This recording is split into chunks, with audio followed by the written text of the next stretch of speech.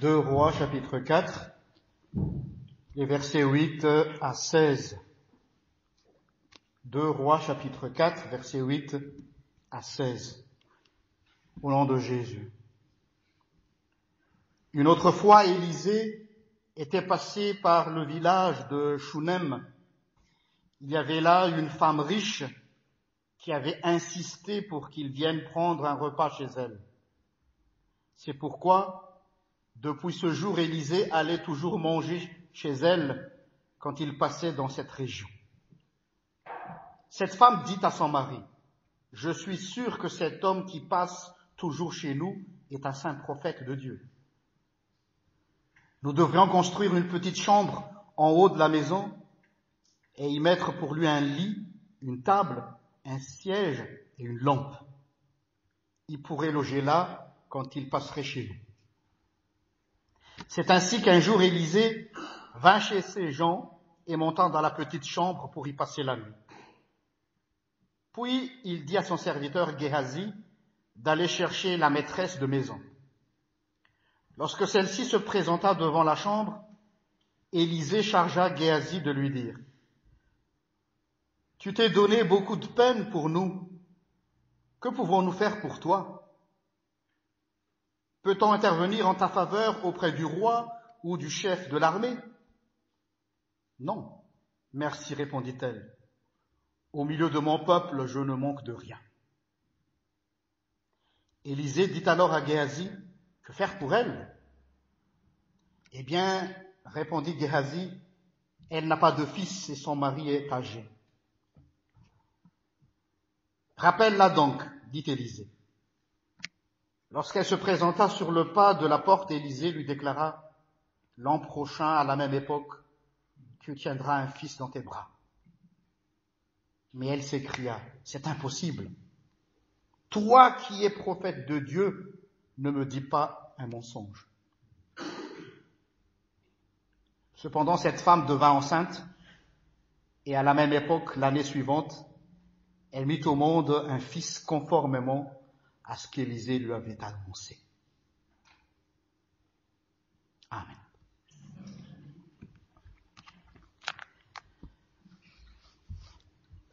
Je vais vous demander ce matin, qui parmi vous connaît ce personnage Élisée?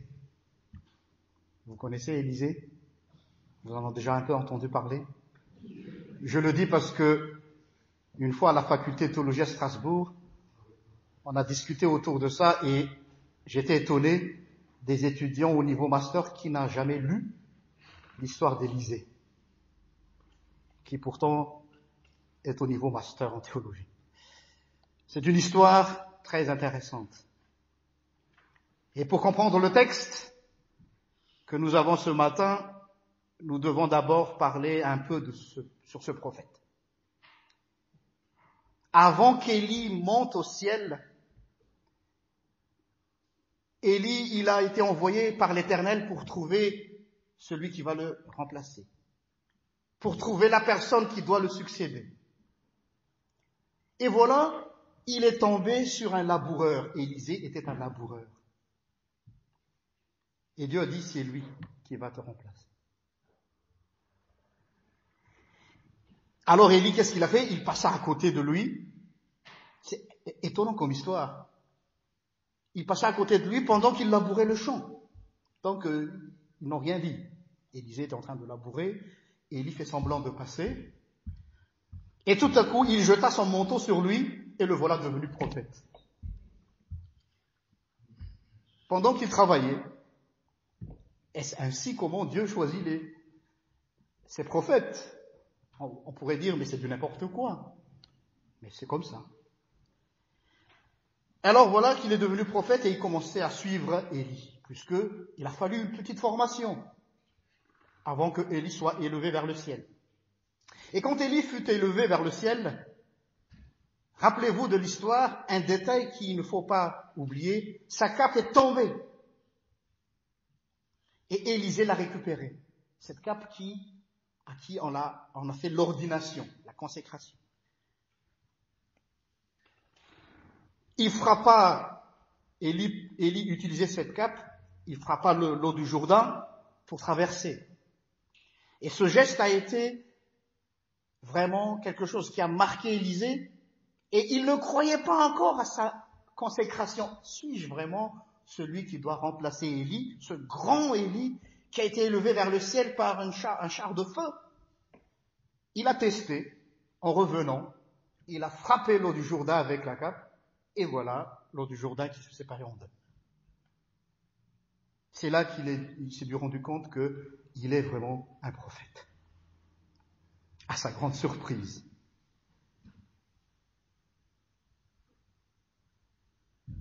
La leçon que moi je vais retirer dans tout cela, c'est que, voilà, Élie part, mais l'œuvre de Dieu reste. Le grand Élie est parti, mais un simple laboureur l'a remplacé.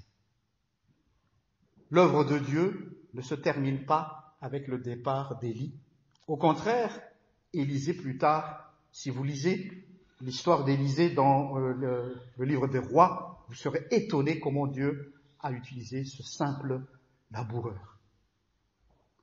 Ce lien intime qui existait entre les deux prophètes est très important de le savoir pour comprendre notre histoire sous les yeux aujourd'hui. Alors, selon moi, il faut faire une relecture de ce récit en parallèle avec l'histoire d'Élie, parce que les deux personnages sont liés. Alors, reprenons l'histoire d'Élisée de tout à l'heure et mettons à côté Élie. Élisée, il vient manger assez souvent chez une femme aisée qui habitait à Shunem. De l'autre côté, rappelez-vous l'histoire d'Élie. Élie, lui, il était hébergé par aussi une autre femme. La femme pauvre cette fois-ci. Élisée a été hébergé par une femme riche, aisée. Or, Élie a été hébergé par une femme pauvre, une veuve, à Sarepta. Élisée, on lui a supplié de venir chez elle pour manger, pour dormir, contrairement à Élie, qui a un peu forcé la main de la veuve, qui dit « fais-moi à manger », parce qu'il n'y avait presque rien. Deuxièmement, la femme du village de Shunem n'avait pas d'enfant, parce qu'il est décrit ici son mari était âgé. De l'autre côté, Élie, la veuve avait un fils, mais elle perd son fils le soir qu'Élie est venu manger chez elle, contrairement à Élisée. Élisée vient le soir chez elle et lui a promis qu'elle aura un fils. Vous voyez ? On dirait que c'est deux choses vraiment complètement différentes. Troisième chose, la phrase prononcée par la femme au temps d'Élisée est le suivant. Quand Élisée a dit « tu auras un fils », c'est impossible. Toi qui es prophète de Dieu, ne me dis pas un mensonge, pour traduire un peu, tu es un menteur. Contrairement à la phrase de la femme de Sarepta, prophète de Dieu, pourquoi m'as-tu fait cela? Es-tu venu pour me rappeler mes fautes à Dieu et provoquer ainsi la mort de mon fils? Voilà, deux récits très opposés. Pourtant, Dieu a choisi les deux en même temps. Donc, si on va essayer de mesurer la vocation ou l'appel d'Élisée en fonction de celui d'Élie, nous allons nous tromper. Élisée est un serviteur de Dieu à part. Élie, il a reçu un autre appel à part. C'est intéressant de voir comment Dieu traite ses serviteurs. Et par rapport à Élisée, Élie avait un charisme et une mission assez imposante, importante. Mais à côté de cela, Dieu lui a imposé une vie très humble, parce que ce grand prophète a été nourri par une veuve et par un corbeau. Contrairement à Élisée, qui n'était rien du tout au départ, un simple laboureur, mais qui a été pris en charge par une femme aisée. Pour Élie, Dieu a désigné une femme riche pour, en quelque sorte, pour Élisée, pardon. renforcer l'assurance que Dieu l'a vraiment choisi. La manière dont le Seigneur traite ses serviteurs est vraiment magnifique et complètement différent. Mais cela ne signifie pas que Dieu fait deux poids, deux mesures. Sur le plan charisme, Dieu agit de façon originale sur chaque serviteur de Dieu. Le charisme qu'il a donné à un serviteur, il ne va pas lui donner à l'autre. Donc si nous voulons chercher le même charisme chez tous les serviteurs de Dieu, nous faisons fausse route. Et c'est cela qui est magnifique avec le Seigneur. Il nous fait découvrir ses richesses à travers des différentes personnalités des hommes et des femmes de Dieu. C'est l'ensemble de tout cela qui fait la richesse du royaume de Dieu. À un certain moment, les disciples de Christ aussi se sont chamaillés car il y avait une petite rivalité entre eux. Qui sera le plus grand? Qui s'assoira à la droite et à la gauche du Fils de l'homme? Au temps de Paul, au sein de la même Église, il y avait ceux qui étaient plutôt favorables à Paul, d'autres qui étaient favorables à Apollos, parce qu'Apollos, lui, il savait bien parler. D'autres à Pierre, etc. Oui, depuis toujours, la vie de l'Église a été malheureusement toujours ainsi, depuis le début. Mais ce que j'ai bien aimé chez Élie et Élisée, c'est cette acceptation de la place que Dieu les avait donnée. Pour Élie, quand il fallait partir, il a laissé sa cape et il l'a confiée à Élisée. C'est pas facile pour Élie de céder sa place.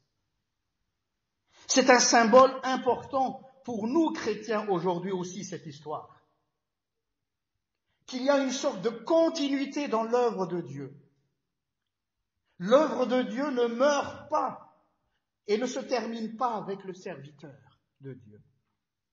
L'œuvre de Dieu continue et il peut choisir qui il veut. Un peu comme Élisée qui était là pour juste labourer le champ. Et Élie ne faisait que passer. Et là, tout à coup, sans aucune explication, Élie a mis sa cape sur Élisée. Et voilà qu'il commençait à suivre Élie. Et ce qui est encore plus frappant dans le texte que nous avons ici, c'est l'intuition qu'avait la femme. Elle ne savait pas, mais elle avait cette intuition. Verset 9. Je suis sûr que cet homme qui passe toujours chez nous est un saint prophète de Dieu. Donc, souvent, Élisée passait, mais elle avait cette intuition en elle. Il n'a pourtant rien dit et rien fait, mais cette femme avait une certitude qu'Élisée était vraiment un prophète.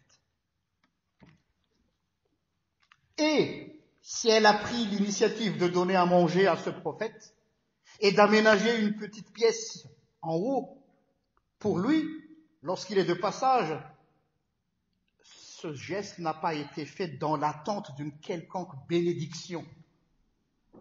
Ça a été fait de façon désintéressée. La preuve, lorsqu'Élisée a envoyé Géasi pour lui demander s'il y a quelque chose qu'elle souhaiterait avoir en guise de remerciement de la part d'Élisée, elle a répondu non, merci. Au lieu de dire oui, j'ai un problème, parce qu'elle avait un problème. Mais elle n'a pas demandé. Elle l'a fait de façon gratuite. Ça, c'est vraiment un esprit de service. Et c'est cet esprit de service-là qui manque aujourd'hui dans nos églises, dans nos institutions, dans tous les secteurs ou institutions que Dieu a mis. Servir sans rien attendre. Servir, donner sa vie pour le Christ sans attendre une bénédiction. La plupart, Seigneur, je t'ai donné une partie de mes richesses. Je t'ai donné ma jeunesse. Je t'ai donné mon temps. J'espère que tu vas me répondre avec toutes mes listes de prières chaque soir, d'ici quelques mois. Oui. Hélas, nous fonctionnons ainsi. Oui, la femme aurait pu profiter de la situation pour faire passer sa demande qui pourtant, elle l'a pas fait. Mais pour elle, c'était inimaginable aussi, déjà, vu l'âge de son mari, qu'elle puisse encore avoir d'enfants. Elle savait qu'Élisée était un prophète de Dieu, mais pas au point d'être capable de lui donner un enfant. Et elle avait même des mots très durs contre le prophète, qui pourtant elle le respectait bien. Elle dit non, tu mens, t'es un menteur. Je pense que là, le prophète vient de toucher une partie sensible dans la vie de cette femme. On peut parler de tout, mais pas ça, car ça fait mal. Et c'est comme ça aussi parfois dans nos vies. Quand Dieu entre dans notre vie, c'est là où il fait mal qu'il veut entrer. C'est pas là où tout est calme, tout est déjà nickel. Là où ça fait mal, c'est là qu'il veut intervenir. Mais même avec Élie, quand l'Éternel envoie ses prophètes, leurs passages ne sont pas juste une formalité. Ils touchent là où ça fait mal. Non pas pour les accabler, mais au contraire pour apporter une solution durable. Dans nos vies aussi, il y a un petit coin, une partie de nous qui fait mal et qu'on n'aime pas trop qu'on y touche. C'est notre jardin secret. Même Dieu ne peut pas y entrer. Et parfois, pour ne pas dire souvent, que c'est le Seigneur qui veut entrer et arranger les choses. Oui, le Seigneur nous connaît trop bien. Il sait nos attentes les plus cachées, les plus enfouies en nous. Alors laissez-vous toucher par sa parole. Il ne vient pas pour vous perturber, au contraire, il veut vraiment entrer dans notre vie pour réparer cela, pour restaurer et pour guérir certaines plaies de longue date, cachées quelque part dans vos cœurs. Et ce qu'il nous veut, il dit, ouvre ton cœur à moi et je serai ton roi. Amen.